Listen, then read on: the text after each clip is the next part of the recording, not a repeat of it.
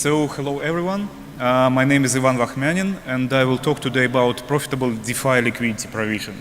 And I will focus on Uniswap, but most of the findings are actually applicable to other AMMs. So, just a few words about us. So we are a team that helps institutional investors in building trading strategies, and also we are doing a lot of DeFi research. So one of our important direction is studying Uniswap, and developing strategies for optimal liquidity provision, and so that's why we are doing this research. And today I will share some of the findings.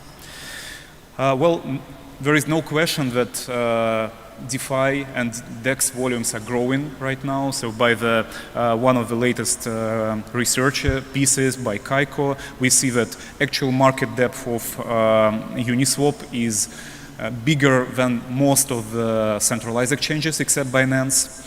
But it's also widely known that Uniswap V3 liquidity provision is widely known to be controversial.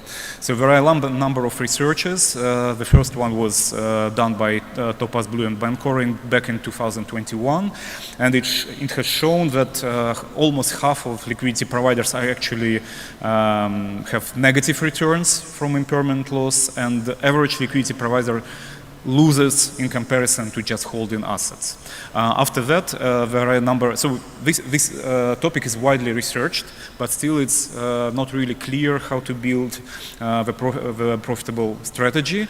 And we also try to find out if the situation has changed over time. So just a few basics. So what's the impermanent loss and how it hurts the liquidity provider? So we can see that if liquidity provider just holds assets, then his value of his portfolio is changing by a straight line. So the green line on this graph is just holding like 50% Ethereum versus 50% USDC. If the problem is that pure liquidity position, its value is always lower than the HODL portfolio. That's a blue line. So you can see that the further price moves from the starting price, strike price, the bigger is the difference, and this difference is exactly impermanent loss. The widely popular approach to fighting impermanent loss is hedging position by shorting, opening the complementary short position, structured as a perpetual or by borrowing the volatile asset, but this doesn't create the truly delta neutral position. It creates the payoff curve like the orange line here. So it's close to fully delta neutral position near the price, but in case of fat tail event, when the price drops or grows significantly, and that happens quite often in crypto, then you actually have loss. So this loss should be paid off by fees, and fees are actually moving these curves straight up to the up continuously while the fee is accrued. So the question is how we build the strategy that statistically overperforms the HODL by these fees. So how we approached this problem? So we started a large-scale analytics of LP profitability, which actually, that's goal was to calculate USD P&L of every single LP liquidity provider on Uniswap, on Ethereum, and on Arbitrum. We've done this by using our data engine, so we have our own indexers, so we are not limited by the performance or query limits of public data providers like Dune, for example, or BitQuery or others, and we have a full control over the low-level data. And we have achieved a full observability of the market activity, and by some of the findings, I will share them to you today. So what's the methodology? So we fetched all Uniswap v3 events and transactions and full event data into our analytical data warehouse. So we have computed the end of block unmanipulated USD asset prices. So it's important to, even for like high liquidity pools like ETH to USDC, it's important to use very nicely filtered prices, because on one hand, if you like take some 5-minute, 10-minute prices from centralized exchanges, then you might have huge discrepancy between the actual price of the execution of the trade, like 2-3% and more. And if you use only on-chain data by taking the price in the pool in the swap transaction, you can get huge outliers created by MEV bots that can actually manipulate prices inside the block by the large amounts of percentage. So then we have detected and labeled all MEV bots by using some heuristics, so we can put them aside in our research. And what was the most complicated thing, we have recreated the Uniswap v3 fee accrual algorithm that actually allowed us to compute the historical position valuation for any moment in time for any position. Because the problem is that the accrual of fees is not recorded on the blockchain events until the position is closed. That's done for gas efficiency, and but that doesn't help you to calculate exact profitability in some moment of time. And you cannot actually query the historical archive node for every block and for every liquidity position for the whole time. That will take like ages. So that allowed us to calculate the daily snapshot for all individual liquidity position, broken down by assets, by players, by loss and gain, and accrued fees. And I will share some findings here, but of course, if you want some deeper research, you can contact us. We can provide us the access to some more detailed information. So how are aggregated LP profits are structured on Ethereum? That's a very interesting chart. So this is the profitability structure for all liquidity providers in top 8 pools by fees accrued taken all time. So we see these 8 pools on the graph, and we see that the majority of P&L, both unrealized and realized combined, comes from the BTC to Ethereum pool. So you can see this. Oh, let me see how I can show it. Okay, so this one, the dark blue bar is the total P&L of all liquidity providers. The light blue bars is the total fees accrued. So you can see that in the most popular pool, USDC to Ethereum with 500 fee tier, the fees accrued were actually the highest on this blockchain.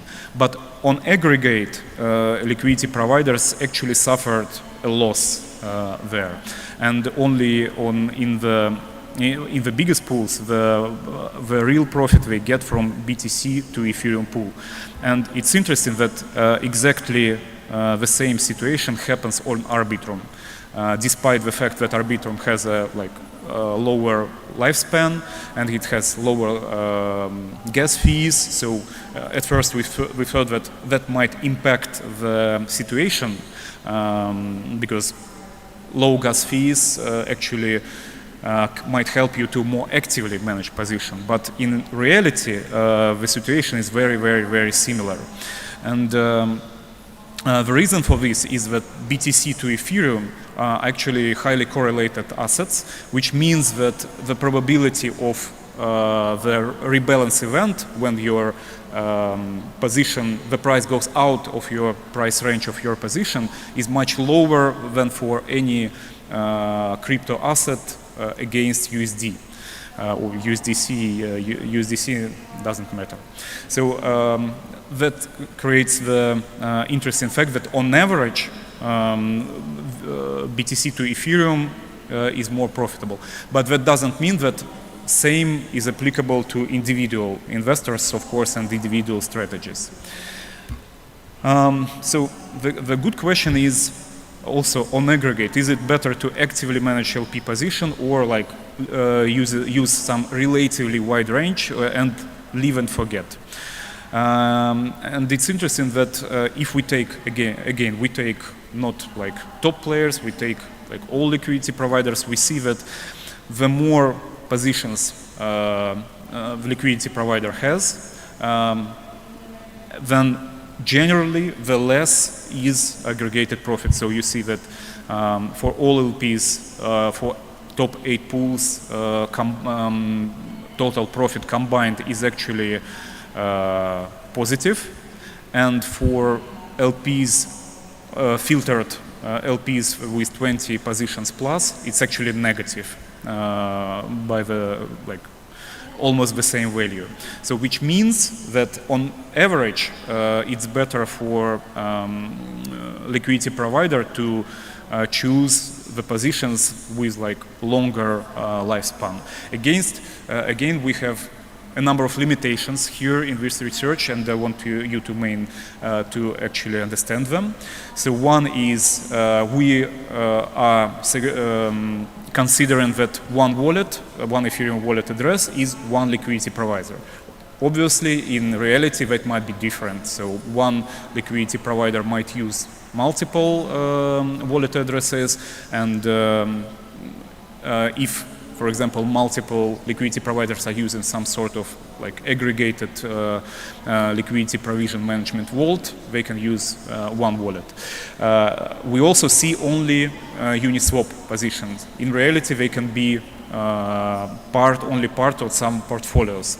But even with these limitations, we might draw some interesting conclusions from this. So, but another question is, how profitable is liquidity position for leaders? So if we take only top LPs by APR, only those active in last 3 months with position sizes bigger than 50K USD, with maximum size of the position bigger than 5K USD, the situation is quite different. So we can see that some of them managed to achieve like more than like 3 digits APIs, and these are actual true APIs, not those that are shown in most like liquidity calculators available publicly, where they actually ignore the impermanent loss and the probability of fat tail events. And you can actually see that activity duration days for many of them are over 100 days, so which means that this is not like a gamble positions, like you invest to some paper to something pool in the morning, then something happens and you get high profits in the evening. So these are not these outliers. So these are some sophisticated traders. So what key takeaways we can see from here? So one is that it's still hard to be profitable at LP provisioning using unhedged positions. So that situation doesn't change much since 2021, and it's completely the same on Arbitrum. And we haven't done this research on other chains, but my intuition here is that it's completely the same on others. Then, for top LPs, it's still possible to achieve 3-digit APIs, although they constitute the little minority of the market. And I need to mention here that that might be, this takeaway might be subject to survivorship bias, which means that you need to treat this with caution. So in general, active concentrated position management is worse than just keeping a reasonably wide position.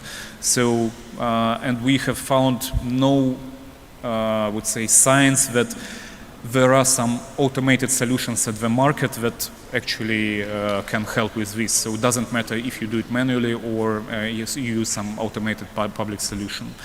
So in general, also in general, liquidity provision is more profitable for correlated pairs like BTC to Ethereum. which of course doesn't directly guarantees that this will be same in the future, because for example in last months we see that correlation between BTC's ETH is like at record lows, but still we have this finding. And the last one, we see that MEV and gas fees have little effect on LP profitability. At first, we thought that this would be different, and MEV bots will like capture a majority of LP profit, but in reality, it's not. And we also couldn't find any significant differences between Ethereum and Arbitrum in terms of the like general mechanics that works for LP providers, other than of course on Ethereum you must have a higher capital to justify gas costs, because gas costs are actually a flat fee, not linearly connected to the size of your position, and which means that it doesn't make any sense to have a like 10K position on Ethereum. That would be when your all fees accrues would be wiped by the gas costs in like one rebalance or open closer position. So that's all for today. So I would be happy to connect. We are located here in Dubai, but we are always happy to discuss, so feel free to check out our website. We have multiple links to our researches available on Medium there as well, not only on Uniswap liquidity provision, but also on flash arbitrage and some other topics like CEX-DEX arbitrage. So thank you, and would be happy to answer your questions.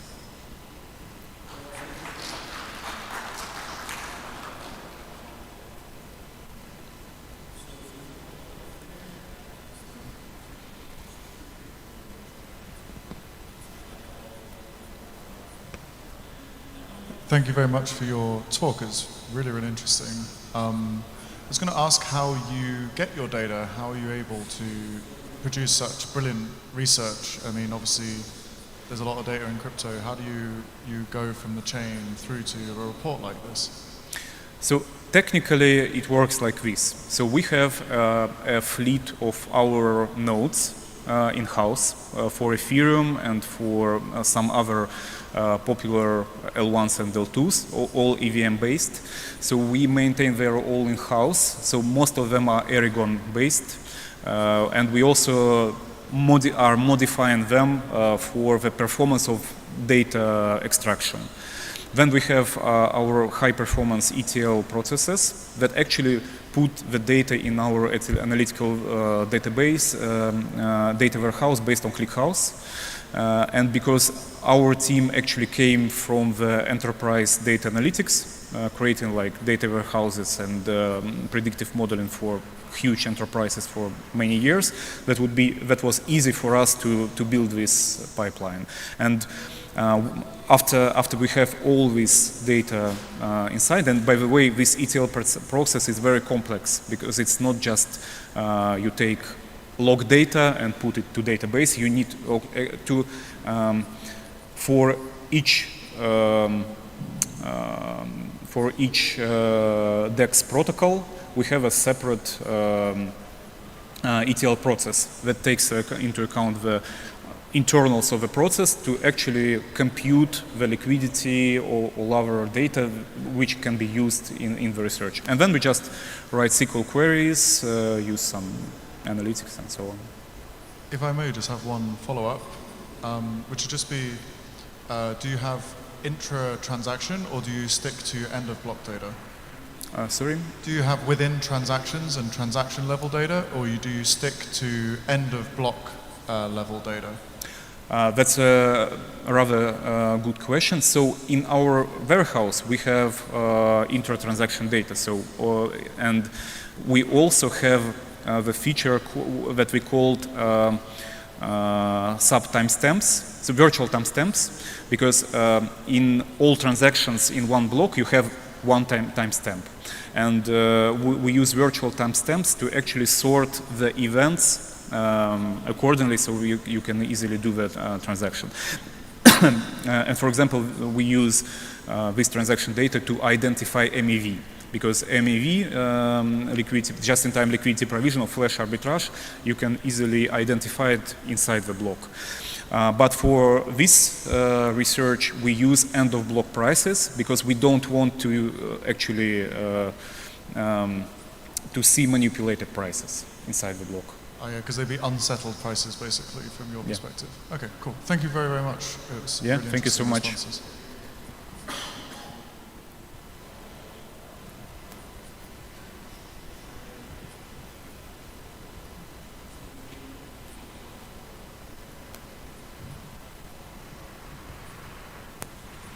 Hi. Have you tried this on Solana, where the transaction fees are low and the users are primarily making more transactions on DEXs? Sorry, can you repeat? Doesn't hear clearly here, sorry. Have you tried this on other blockchains where the transaction fees are low? Because that means that the end users will use DEXs more? That's a good question. So as I said, we are focusing on EVM-based blockchains, and this particular research we've done on Ethereum and Arbitrum, and the reason for that was that these blockchains have biggest liquidity. So we also took some, like, not the full-featured research, but like sneak peek into BNB Smart Chain and Polygon, and the general mechanics is very similar. So we haven't, the limitation here is we have studied only Uniswap and Uniswap forks, and there is a significant share in protocols that use liquidity book protocol instead of a constant product formula, but we haven't included them in this research as well. Thank you.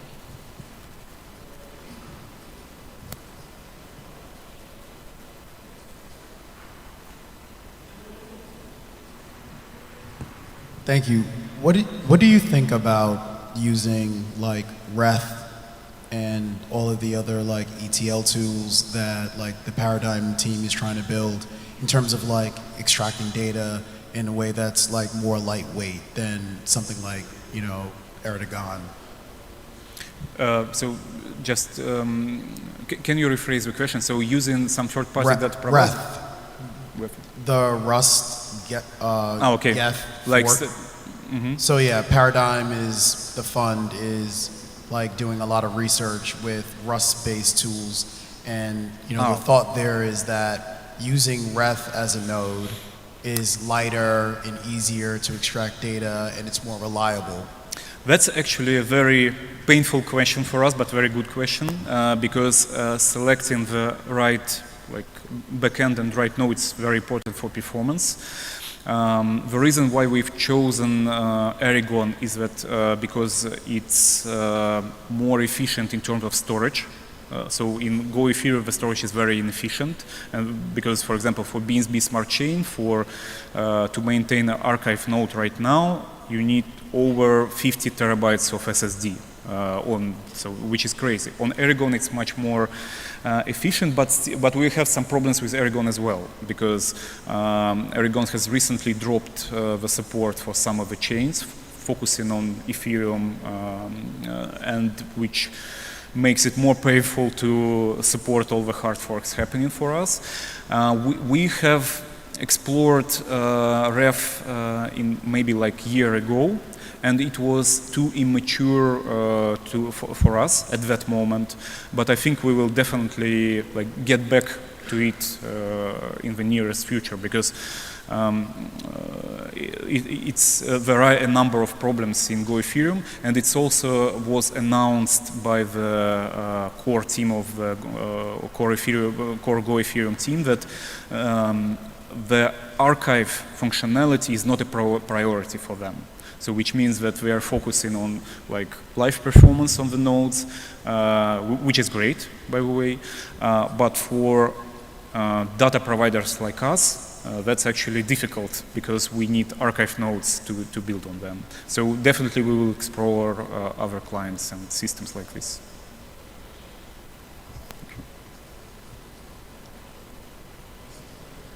I had a question. Like you have this fire hose of data when you're running the nodes. So how often do you actually run your analysis? Like, do you take a snapshot? How often? Like, how do you deal with that? So currently, for this particular research, we have update once a day. So we just like once a day it refreshes all the dashboards because most of the positions are like living longer than a week, so it doesn't make sense to do it more often. But in some other projects we have down to sub-block latency updates, especially for example, for arbitrage projects where you just cannot wait for 12 seconds for block finalization, and you cannot wait for finality because most of the public data providers, they actually are waiting for the finality, like 5 blocks, 7 blocks, depending on the blockchain, and which means that you have a huge delay in your data which is okay, totally okay for liquidity provision, but it's not okay for like arbitrage. And of course, they are doing this for a reason, because if you start listening for data on the sub-block level, you need to implement the rework handling, because you can get some like price, and then you can get the updates that this price was invalidated. So, and on Ethereum, this actually happens quite often on the chains like 2 to 3 blocks. So you can, and in congestion times, you can actually have, like you see the trade happened in a block, and then it's being pushed back to in the mempool and sits there for like half an hour, 1 hour. So you need to handle this properly, and this is additional layer of complexity. So for most of the projects, you don't need this, but yes, it's possible.